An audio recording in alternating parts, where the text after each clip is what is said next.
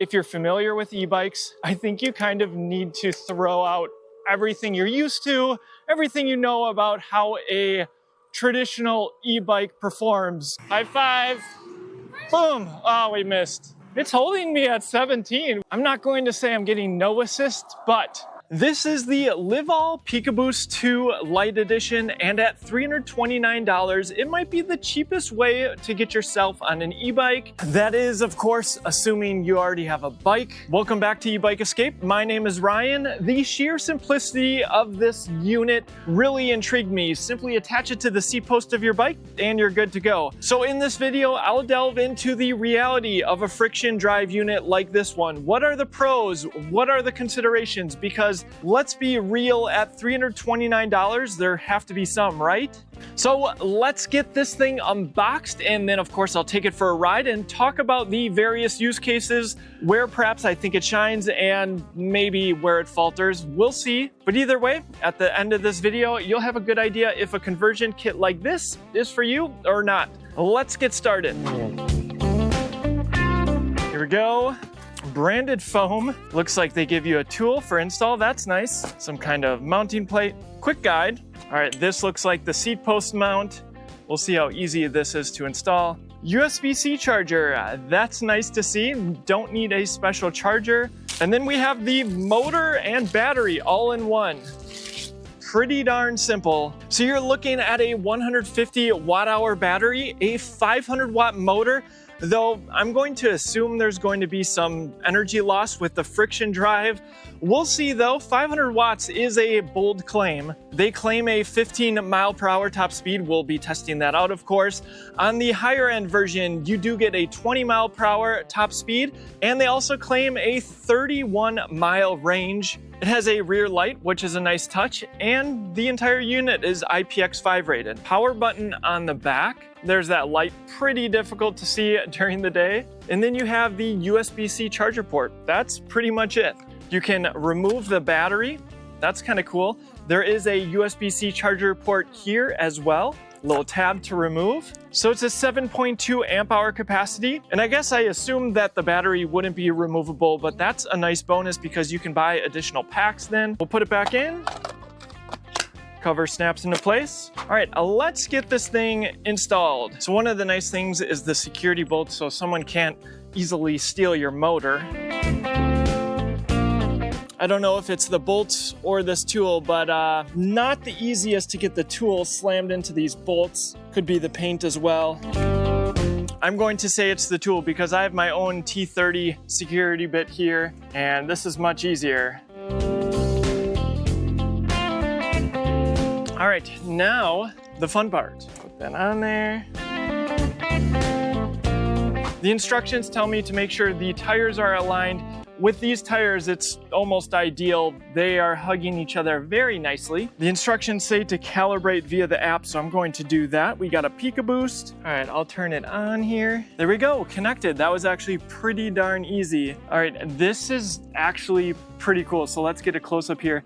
For calibration, push down, and it's actually adjusting the angle of this piece compared to the wheel. Hopefully you can see that. And now it's in its lifted position. And so in its push down position, it says when you raise this, it should stay in contact with the rear wheel, which it is. In riding mode, there's standby and assist mode, but then in assist level, there's standard and powerful. So two settings, rear light, let's actually turn that on. Fast flashing, there we go. We'll turn auto shutdown on. All right, I think we're getting close. I need to fully charge this up and then we'll take it for a ride and we'll see how it does. All right, this is my first ride. Let's see how it goes, I guess. I do have it in the powerful mode, up a slight hill here.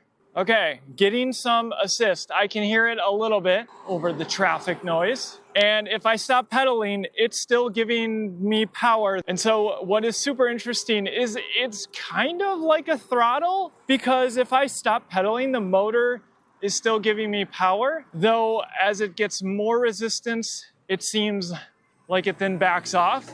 Obviously, you don't want to get power no matter what. It has to have some ability to turn off. Going down a slight hill here now. and I'm not pedaling at all. It's giving me motor power. There's 13 miles an hour. Remember, the claim top speed is 15 miles per hour. Now I'm curious if I slam on the brakes. Okay, no resistance. The motor just knew to stop, I guess. So that's good. Let's see if I can tell what speed it kicks in at. 6 miles an hour. Now I'm getting a little bit of power there. If you're familiar with e-bikes, I think you kind of need to throw out everything you're used to, everything you know about how a traditional e-bike performs, cadence or torque sensor, because this is kind of just on or off. It's not an instant response. It waits till the wheel is going. And of course, that has to happen because if you're not going very fast, the wheel needs to know if you're slowing down or coming to a stop. And motor-wise, I don't know if you can hear it. It's not the loudest motor ever. I think it's louder than some of the modern e-bike motors that are advertised as being quiet. And power-wise, 500 watts. This is not the 500 hub drive motor power that you might be used to. Here we go. They're stopping. High five. Boom. Oh, we missed. All right, and testing it up this slight incline. We'll test it up a big hill. But although I said that when you're pedaling, you get motor power, you need to continue to give it power from your legs. Otherwise, the motor's just going to stop due to the resistance. All right, we got a nice flat section here. So just a gentle cadence, 14 miles an hour. All right, let's see. I know it's said it stops at 15 miles an hour. I'm not sure if I'm hearing the resistance from the wheel or the motor, but there's 18. And yeah, I think I'm continuing to get a little bit of power. And then if I stop, it's holding me at 17, which isn't too bad on this straightaway. So I would say the max speed is not 15 miles an hour. I'm still getting motor power. All right, let's go into standard mode. Here we go in standard mode. All right, right around 6-7 miles an hour is when the motor starts kicking in, and I'm just going to pedal a little bit harder and see where it will hold me. So it looks like just a little bit slower at 15 miles an hour. I currently do not feel a big difference between standard and the more powerful setting. And perhaps now's a good time to talk about the helmet. LIVALL also makes helmets, and I requested this one because I was intrigued by them having JBL sound, some decent speakers in a helmet. Of course, it's a little bit safer when you're riding to listen to music and not have earbuds in. Of course, you can make your own call of what you deem as safe, but simply for the fact of having better quality speakers, I really like this helmet, but it also has lights. You can talk to each other. No, it's not as good as the Senna helmets, but LIVALL has a bunch of helmet options if you want to check those out. When I've been riding alone, this has been my go-to. Has the Fidlock clasp, so it's very easy to take off. It's fairly comfortable. I like the additional lights, and then yes, I just like listening to music when I'm riding by myself. All right, let's see if we can't make it to a larger hill and see how this motor does or doesn't help me make it up. All right, we are back in Powerful, the higher level, and I have a decently sized hill, more of like an everyday kind of hill that you might encounter on a commute, and we'll see how it does. Riding over here, I was going like 17 or 18 on standard and just cruising, not putting in a ton of effort. All right, shift down. So kind of as I expected. I'm not going to say I'm getting no assist, but inherently when you're on a hill, you're going slower. And this needs to know when you're going slower in case you're stopping, so it knows to disengage the motor. That might actually be where the other model might stand out. So hill climbing ability, maybe very, very moderate hills. You can cruise at 6 or 7, 8 miles an hour because that seems to be where the power delivery is. Then you'll get the full motor power, but up that hill, yeah, I could do it, but wasn't getting a ton of assist. All right, pros and cons time. Where does this thing shine? Well, for one, the price, $329. You get a motor, battery. That's actually pretty good.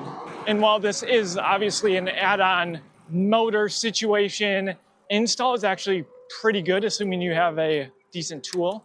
because you just attach it to your seat post. And so assembly is something I think most people would be able to handle on this. The app actually seems to be working pretty well, so nice to have that there. I like having the lights on the back. Got another hill here. So I didn't actually expect a lot out of the motor, but for this small of a motor, being friction-based, holding me, yes, a lighter weight rider at around 15 miles an hour without me putting in any effort for a little bit until you kind of go up a slight hill or start slowing down. That's actually pretty good. So this isn't meant to overtake you. It's not meant to really be a throttle. This product is for someone who wants to pedal, just wants an extra boost, extend your range a little bit, maybe do commuting. Speaking of commuting, for what this product is, I'm taking it downtown, lots of stop signs, lots of lights. It works well, flat ground riding for sure. Let me demonstrate that. So cruising at 12 miles an hour right now. Let's see what speed I hear the motor kind of cutting off at. There's 11, 10, hit the brakes a little bit more, 8. I think when we drop around lower than 6. All right, and that's where it backs off.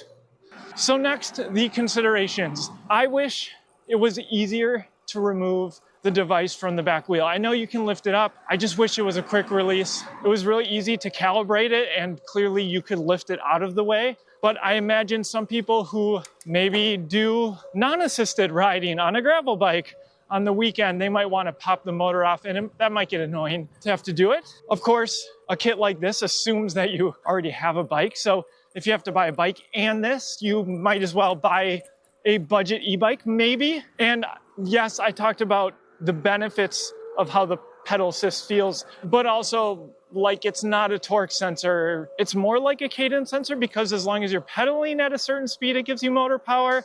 And then there's just 2 pedal assist options. But again, this is just a completely different way of the power delivery. So just keep that in mind. And then we already discussed the hill climbing. This is not a motor that I would buy if you're looking for a huge amount of assistance. This is not a motor conversion kit that I'd recommend if you're buying it for the sole purpose of helping you get up hills. If you can already do those hills, then I suppose it doesn't matter. Just don't expect a lot of extra boost. All right, we don't cover a lot of e-bike conversion kits generally on this channel because e-bikes are already so affordable, but this was an interesting one to test out. Let me know what you think of friction drive units and maybe whether we should review products like this in the future. I'll throw a link in the description if you want to check it out. Thanks for watching, and I'll see you in the next one.